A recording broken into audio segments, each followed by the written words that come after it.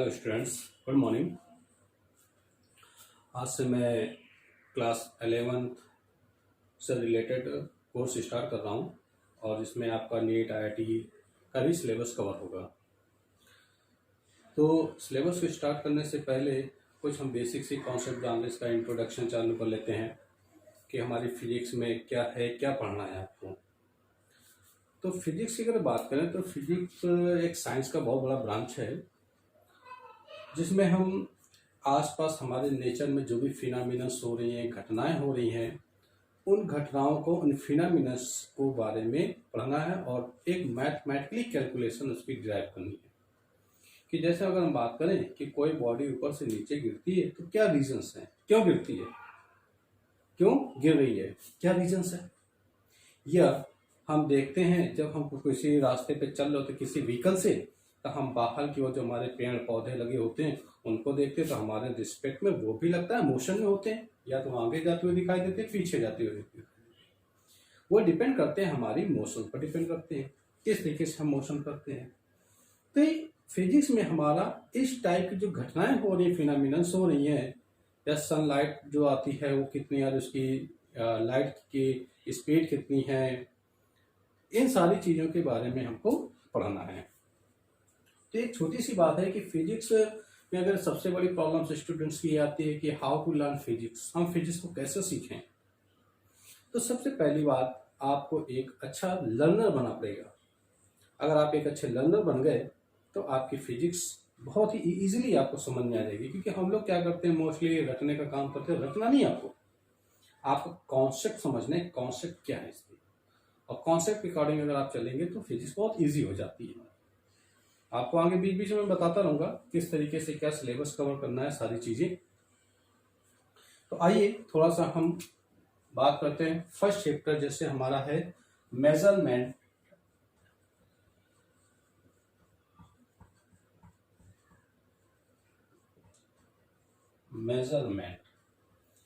तो इसमें थोड़ी सी हम इंट्रोडक्शन की बात कर रहे हैं जब, तो सबसे पहले हम समझ लेते हैं फिजिक्स क्या है। फिजिक्स क्या है, अभी मैंने कहा आपसे कि physics is a branch of science.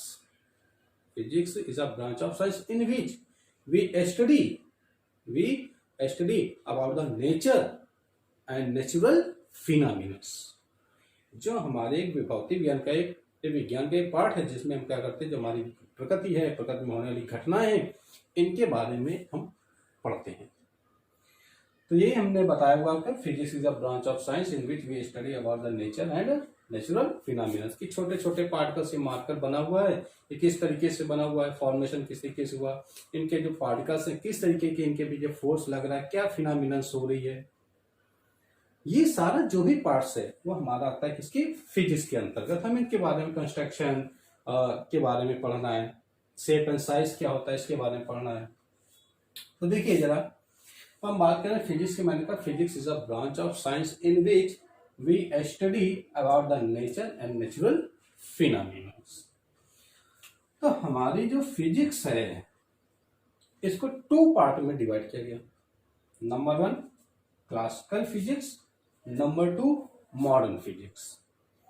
Classical physics और मॉडर्न फिजिक्स में क्या डिफरेंस है कि बिफोर 1900 सेंचुरी, 19वीं शताब्दी के पहले, जो भी हमने साइंस में, भौतिक विज्ञान में जो भी घटनाएं पढ़ी, वो सब हमारा पार्ट आता है किसमें, क्लासिकल फिजिक्स में।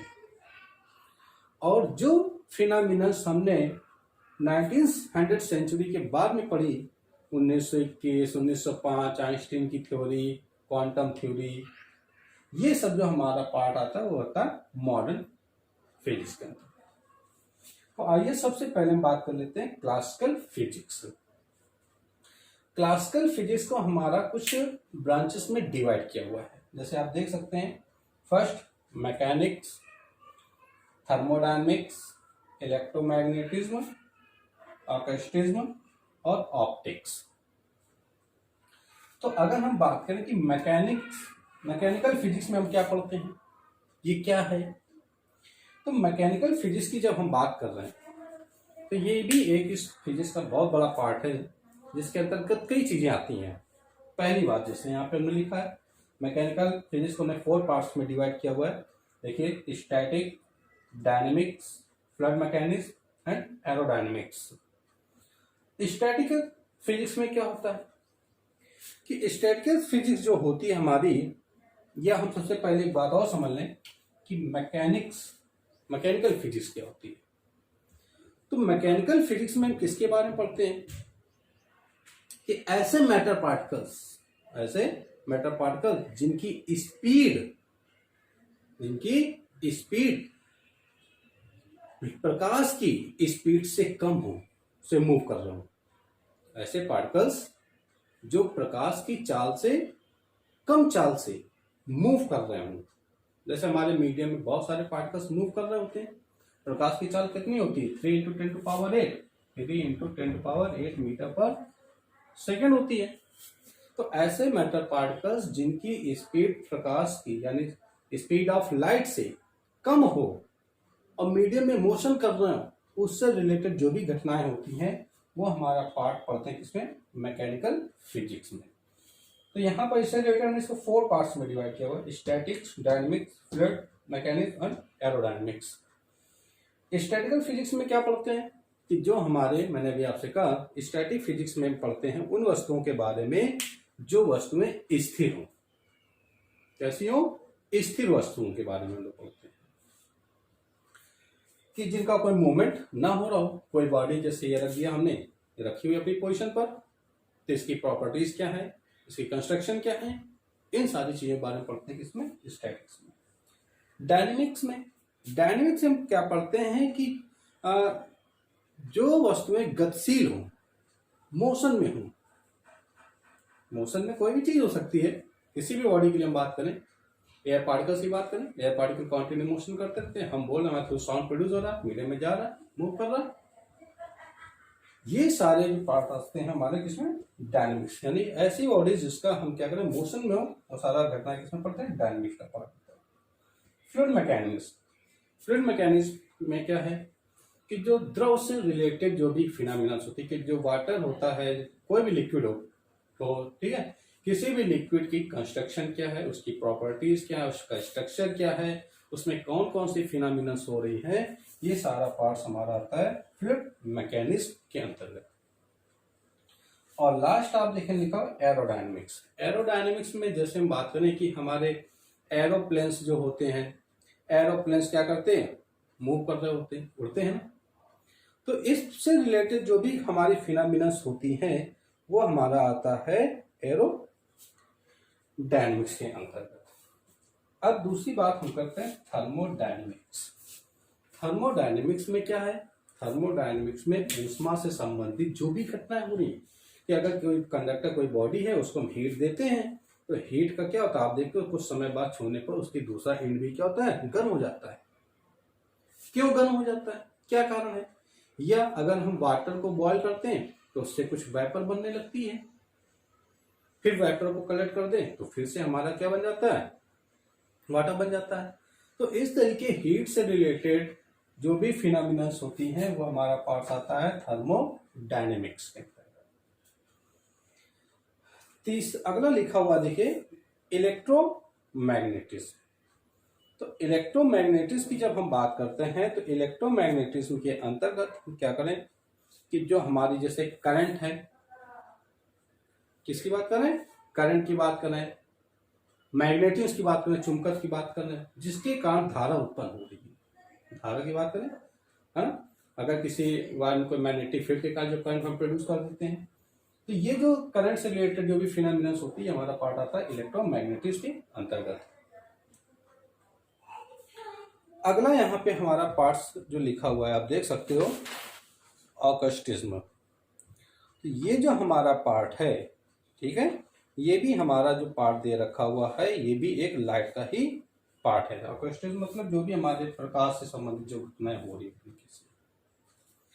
इसके बाद आप देखिए दिया हुआ ऑप्टिक्स। ऑप्टिक्स भी क्या? प्रकाशीय घटनाएं, तरंगों की बात है। जैसे प्रकाश में जो सूर्य से प्रकाश आ रहा है या बल्ब से प्रकाश आ रहा है, इसके बारे में बात कैसे जो वेव चल रहे किस तरीके से चल रहे। तो जो ऑप्टिक्स है हमारा 2 पार्ट्स में डिवाइड है, एक वेव और दूसरा रे में। वेव ऑप्टिक्स और रे ऑप्टिक्स। वेव ऑप्टिक्स में क्या बात करते हैं? वेव ऑप्टिक्स में हम बात करते हैं जैसे किसी वाटर में हम कोई पत्थर फेंक दें तो आप देखते हो उसमें डिस्टर्बेंस प्रोड्यूस हो जाता है। तो ये जो डिस्टर्बेंस प्रोड्यूस होता है ये क्या है? वेव है। इसमें किस तरीके की प्रॉपर्टीज फिनोमिनन्स हो रही है, कौन सी वेव जनरेट हो रही है, stationary waves, progressive waves, Heisenberg principle, बहुत सारा है, कुछ है, ये सब आता है वेव में। और फिर बात करते हैं रे ऑप्टिक्स में। रे ऑप्टिक्स की जब बात करें हम तो रे ऑप्टिक्स में जो हमारी, जैसे मैंने भी कहा कि अगर आप किसी लेंस में कोई सनलाइट आ रही होती है, सनलाइट किसकी लेंस से पास होती है तो उसकी इमेज कैसी बनती है, हम चल रहे तो हमारे ऊपर लाइट गिरती तो हमारी इमेज कैसी बनती है। तो प्रकाश से संबंधित जो भी घटनाएं हो रही होती वो हमारा आता है रे ऑप्टिक्स। फिर मैंने अभी आपसे बताया ऑप्टिक्स की बात करें, इसमें क्या करते हैं कि इस पे जो variation of speed of sound, sound में जो वाइब्रेशंस हो रहे हैं, वेरिएशंस हो रहे हैं, इन घटनाओं के बारे में पढ़ते हैं, वो क्या कर लेते हैं ऑक्यूस्टिक। जैसे हम बोलते बोलते जा रहे होंगे, आगे कोई सुनने वाला हो तो हमारे साउंड को सुनेगा, जैसे जैसे उनके पास आ रहे हैं, दूर जा रहे होंगे तो उसके क्या हमारे साथ साथ उसके में कुछ डिस्टर्बेंस समझ में आएगा उसको वॉइस में। वॉइस में डिस्टर्बेंस क्यों हो रहा है? क्योंकि पार्टिकल्स में डिस्टर्बेंस हो रहा है, इफेक्ट साउंड पे इफेक्ट पड़ रहा है। तो ये सारा पार्ट आता है हमारा ऑक्यूस्टिक। तो ये हमारा बात थी क्लासिकल फिजिक्स। और भी बहुत कुछ है इसमें, लेकिन ये मेन हमारे पार्ट्स हैं जो हमारे सिलेबस के अंतर्गत आते हैं। दूसरा फिजिक्स का पार्ट है मॉडर्न फिजिक्स। मॉडर्न फिजिक्स मैंने भी आपसे कहा क्या है, आफ्टर 1900 सेंचुरी। 1900 सेंचुरी की बात की, बात इससे मैंने कहा कि आइंस्टीन इक्वेशन, ये सारा हमारा पार्ट आता है मॉडर्न फिजिक्स के अंतर्गत। अब मॉडर्न फिजिक्स को भी देखिए कुछ पार्ट्स में डिवाइड किया गया, relativity, quantum mechanics, atomic physics, nuclear physics. तो सबसे पहले अगर हम बात करें रिलेटिविटी, रिलेटिविटी क्या है इसमें, कि अभी मैंने कहा कि we study about the those body which equally almost कह सकते हैं रिलेटिविटी क्या होती है कि ऐसी फिनोमिनस जो मोस्टली स्पीड ऑफ लाइट की स्पीड से हो रही हो, इससे हो रही है स्पीड ऑफ लाइट कि जो लाइट में जो फिनोमिना है उस स्पीड से जो हो रही है वो हमारा पार्ट होता है रिलेटिविटी का। ओके, जो body approx speed of light से मूव कर रहे हो वो हमारे पार्ट होता है रिलेटिविटी का। क्वांटम फिजिक्स, क्वांटम फिजिक्स में हम बात करते हैं जैसे कि dual nature of light, light के जो डुअल नेचर से डी ब्रॉगली वेवलेंथ कि कौन कौन से इसमें कि वेव जब पार्टिकल मूव कर रहा है तो वो वेव के तरीके बिहेव करता कि नहीं करता है, क्या वो उसमें वेव है या नहीं है। तो इस नेचर से ये जो वेव नेचर की बात कर रहे हैं, दोनों वेव नेचर और वेव पार्टिकल की बात कर रहे हैं, ये सारा हमारा पार्ट आ जाता है quantum mechanics. Atomic physics, atomic physics में जब बात करते हैं तो एटॉमिक फिजिक्स हमारा पार्ट किससे आता है, related to the atom. Atom की कंस्ट्रक्शन क्या है, उसकी प्रॉपर्टीज क्या होती हैं, कौन कौन से फिनोमिना होती है, कैसा उसका शेप होता है, कैसा साइज होता है, न्यूक्लियस क्या है, ये सारी बात हमारी आती है एटॉमिक फिजिक्स के अंतर्गत रिलेटेड टू द एटम्स की बात करें। न्यूक्लियर फिजिक्स आप समझते हैं, न्यूक्लियर फिजिक्स क्या है, related to the nucleus reactions हमारी जो हो रही है, न्यूक्लियर फिनोमिना जो भी हो रही है उससे जो हमारे फिनोमिना आती है वो जो फिजिक्स हमारा वो न्यूक्लियर फिजिक्स का पार्ट होता है। तो ये हमारा कुछ एक बेसिक सा इंट्रोडक्शन था हमारा फिजिक्स में, जो इस तरीके से हमारी फिजिक्स को डिवाइड किया हुआ है। ओके, राइट करें।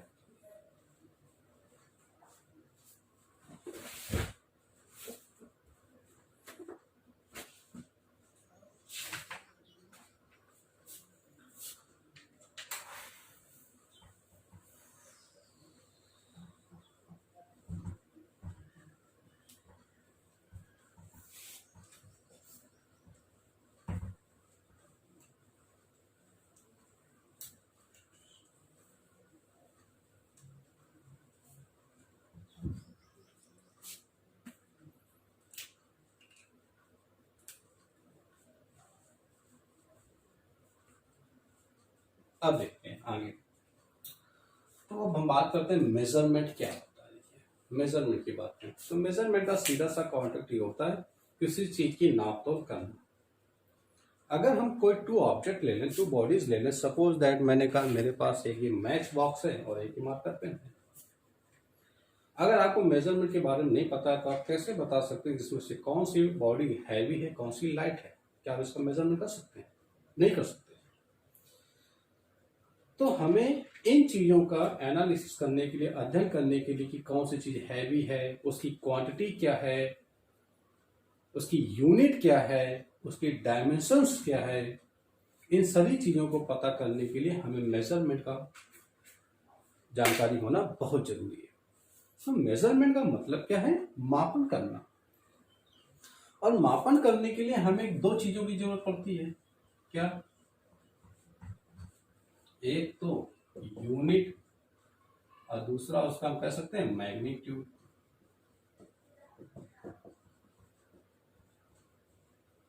या न्यूमेरिकल वैल्यू कह सकते हैं। तो यूनिट और ये मैग्नीट्यूड क्या डिपेंड कर रहा है? देखिए, जैसे हम एग्जांपल राइट करें कि किसी बॉडी का मास कितना है, 2 kg। कितना है? 2 kg। यहाँ दो बातें देखिए, 2 क्या है, kg क्या है? kg क्या है? यूनिट। कि मास जो है वो कितने, 2 यूनिट है। यहाँ पर यूनिट डिपेंड कर रहा है केजी में है कि ये लीटर में है, कि केजी में है, कि मीटर में है, किस में डिपेंड कर रहा है? तो ये 2 को जिससे रिप्रेजेंट किया जा रहा है, ये क्या है? इसकी यूनिट। और ये केजी की क्वांटिटी कितनी है? कितनी है? 2। वो क्या डिपेंड कर रहा है? मैग्नीट्यूड का लगता है। यानी यूनिट और मैग्नीट्यूड का पता होना हमें बहुत जरूरी है। अगर ये दोनों चीजें नहीं पता है तो किसी भी बॉडी का मेजरमेंट, किसी भी चीज का मेजरमेंट हम नहीं कर सकते। ना तो लेंथ, टाइम, मास, टेम्परेचर, एनीथिंग, किसी भी चीज का मेजरमेंट नहीं कर सकते। तो हमें दो बातें जानना बहुत जरूरी है, यूनिट और मैग्नीट्यूड। जो भी न्यूमेरिकल वैल्यू हमारी क्या है? मैग्नीट्यूड। और जो न्यूमेरिकल वैल्यू को जिसमें रिप्रेजेंट कर रहे हैं वो क्या हमारी यूनिट है। क्लियर? तो अब यहां तक बात को अगर हम ऐसे समझ लें, एग्जांपल लिया मैंने जैसे 2 kg। मैंने कहा अगर आपसे कि किसी शॉप पे जाइए और आप 2 kg शुगर लेकर आइए, चीनी लेना है। अगर आपको इन दोनों के बारे में पता ही नहीं कि यूनिट और मैग्नीट्यूड क्या है, मैंने आपसे कहा आप दुकान में जाइए और चीनी लेकर आइए। आपने पूछा कितनी, हाउ मच क्वांटिटी?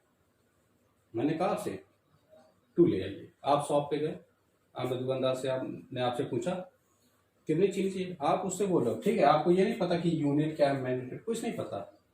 आपको यूनिट अगर नहीं पता, मैंने कहा आपको यूनिट नहीं पता है, अब आप उससे कहते हो भाई साहब हमें शुगर दे दो, पूछेगा कितनी? आपने बोला सर 2।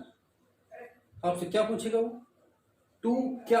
किलोग्राम, लीटर, सेकेंड, किसमें?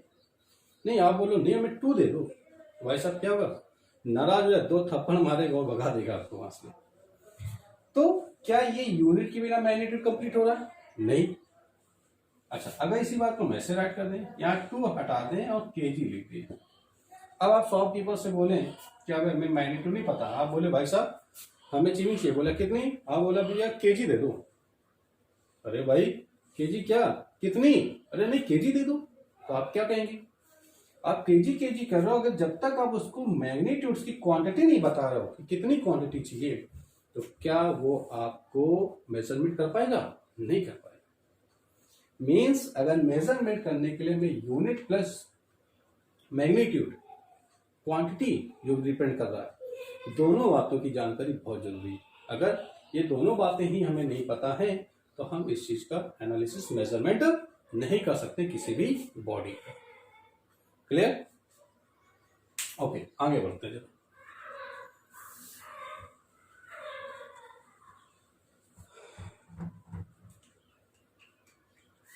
अब बात करते हैं हम कि physical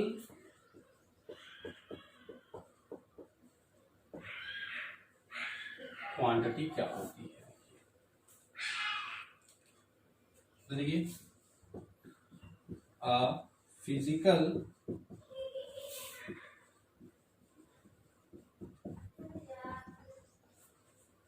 physical quantity is a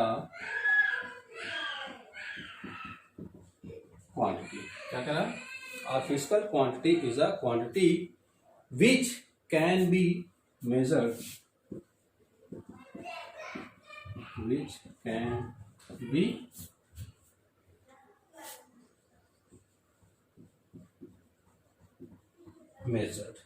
be measured and expressed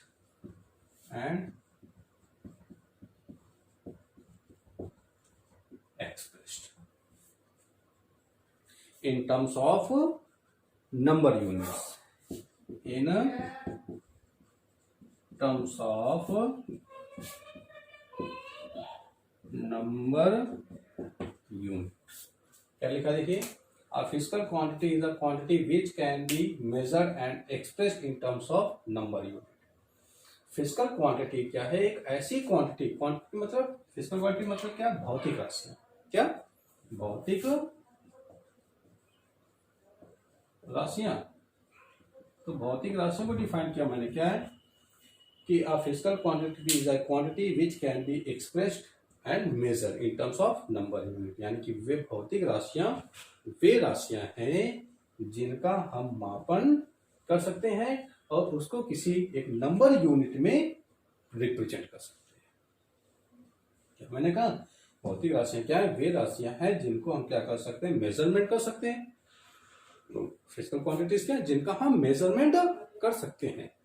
तो सभी हमारी क्या है? Physical quantity. जैसे मास का मेजरमेंट कर सकते हैं 2 kg 4 kg. ठीक है, लेंथ मेजर कर सकते हैं, उसको एक्सप्रेस भी कर सकते हैं इन टर्म्स ऑफ कि 2 kg 4 kg है. तो लिखा अ physical quantity is a quantity which can be measured and express in terms of number unit. अब फिजिकल क्वांटिटीज हमारी 2 की टाइप की, that is 2 type. Number 1 fundamental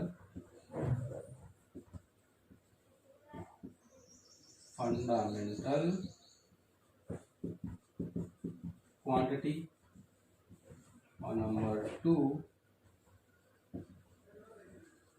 derived quantity. तो हम सबसे पहले बात कर लेते हैं फंडामेंटल क्वांटिटी क्या होती है. तो देखिए, the quantity which do not depends on another quantities.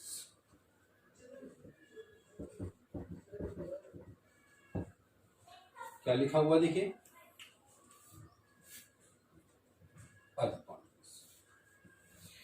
the quantities which do not depends on other quantities. fundamental quantities क्या है? fundamental quantity is that which do not depends on other quantities. यानी fundamental quantities को हिंदी में क्या बोलते हैं हम लोग? मूल मात्रक. अब मूल मात्रक क्या होते हैं? या सॉरी, मूल राशियां.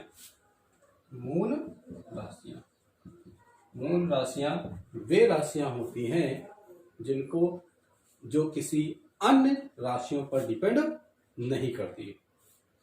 मूल राशियां क्या है? मूल राशियां वे राशियां हैं जो किसी अन्य राशियों पर निर्भर नहीं करती हैं. अर्थात उनको प्रदर्शित करने के लिए किसी अन्य राशि की आवश्यकता नहीं है, वो अपने आप में स्वयं ही पूरी है. जैसे for example mass, length, time, temperature etcetera. अगर देखिए मास, लेंथ की बात करें, द्रव्यमान. अब द्रव्यमान की अगर हम बात करें तो द्रव्यमान भाई क्या है? द्रव्यमान के बारे में क्या जानते हैं? द्रव्यमान क्या है अपने नहीं पता. क्या द्रव्यमान है? कोई चीज है, किसी चीज के द्रव्यमान के अंदर क्या अपने को नहीं पता है. यानी द्रव्यमान अपने आप में ही क्या है? कंप्लीट है. इसको ना तो हमें किसी लंबाई की जरूरत पड़ रही है, ना समय की जरूरत पड़ रही है मापन करने के लिए, ना किसी त्वरण की जरूरत पड़ रही, ना वेग की जरूरत पड़ रही. अर्थात जो अपने आप में कंप्लीट है, किसी की जरूरत नहीं उसको, वो हमारी बात की मूल राशि फंडामेंटल क्वांटिटीज. जैसे लेंथ, टाइम, टेम्परेचर की मैंने बात की, तो ये लिखा हुआ है. फंडामेंटल क्वांटिटी क्या है? Which do not depends on other quantities, जो दूसरों पर डिपेंड नहीं करती हैं। अब दूसरी बात हम करते हैं किसकी, डिराइव्ड क्वांटिटीज की। देखिए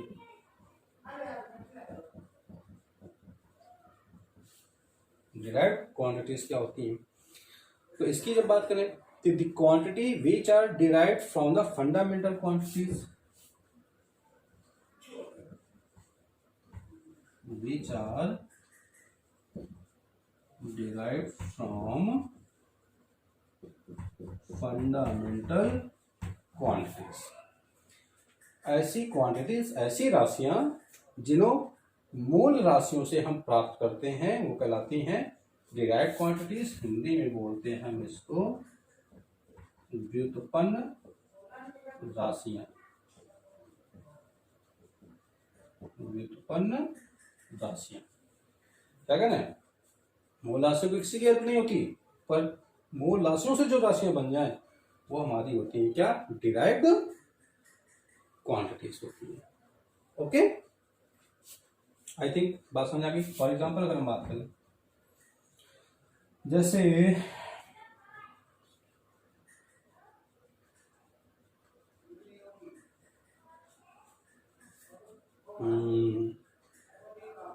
वर्क,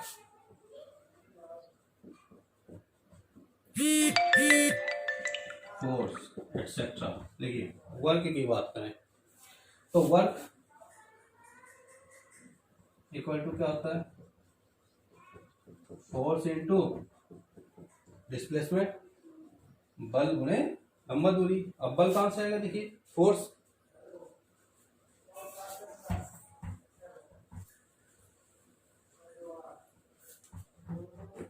देखिए वर्क, वर्क इक्वल टू क्या होता है, फोर्स इनटू डिस्प्लेसमेंट।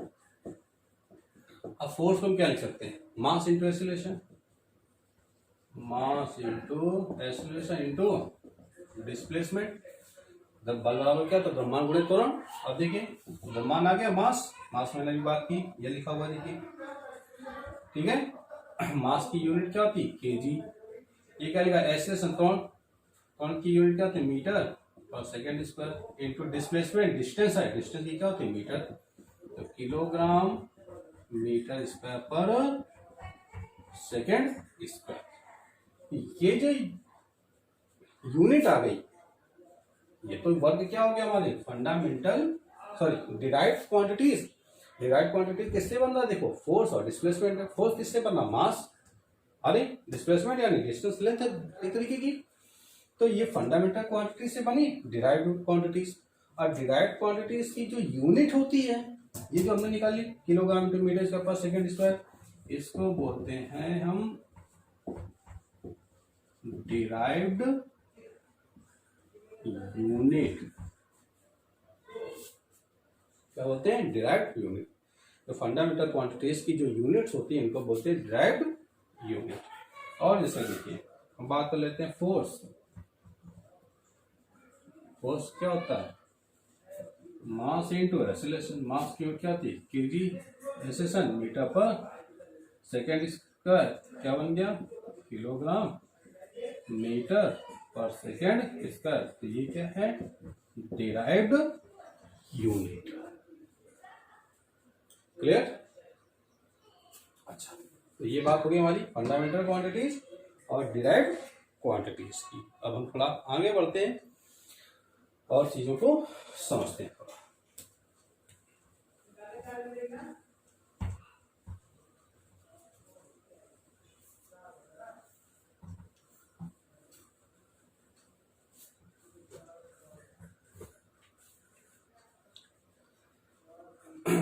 अब देखिए इसकी हम बात करते हैं सिस्टम ऑफ यूनिट।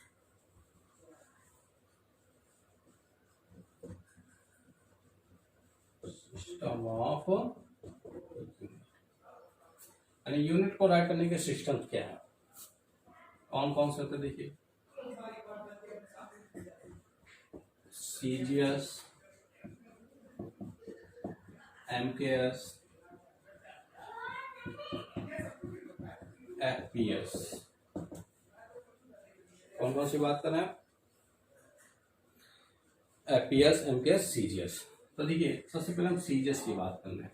C मतलब क्या होता है हमारा? Centimetre, G gram, S second. इसी तरीके से यहाँ देखिए M metre, K KG, S second. F देखिए फुट, पाउंड और सेकेंड। क्या मतलब है इसका? कि अगर लेंथ यानी लंबाई आपको सेंटीमीटर में दी हो, मास यानी द्रव्यमान ग्राम में दिया हो, और टाइम यानी समय सेकेंड में दिया हो। क्या करा है? लंबाई सेंटीमीटर में, द्रव्यमान ग्राम में और समय सेकेंड में दिया हो, इट मीन्स ये क्या कहलाएगा? हमारा सीजीएस सिस्टम। यानी वो यूनिट किसमें राइट है? सीजीएस सिस्टम में। एमकेएस में बात करें तो अगर मास अगर लेंथ लंबाई मीटर में दे रखी, देखिए एम मतलब मीटर, मास द्रव्यमान के मतलब किलोग्राम में दे रखा हुआ है, टाइम सेकंड में दिया हुआ है, लंबाई मीटर में, द्रव्यमान किलोग्राम में, समय सेकंड में दिया हुआ है। It means that is MKS system में यूनिट होगी। उसकी यूनिट किस में होगी?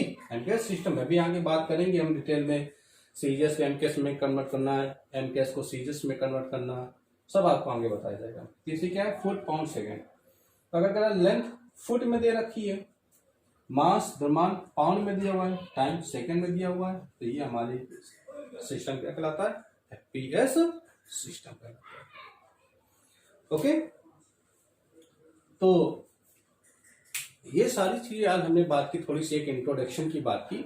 आई थिंक आपको अच्छे से क्लियर हुए होंगे सारे कॉन्सेप्ट यहाँ पर। तो इसी साथ में आप बने रहिए, आगे आपको नए लेक्चर कंटिन्यू मिलते रहे। आप चैनल को लाइक और सब्सक्राइब करें और बेल आइकन को दबाइए, जिससे आने वाले जो लेक्चर होंगे वो कंटिन्यू आपको मिलते रहेंगे। Okay, thank you. Next lecture में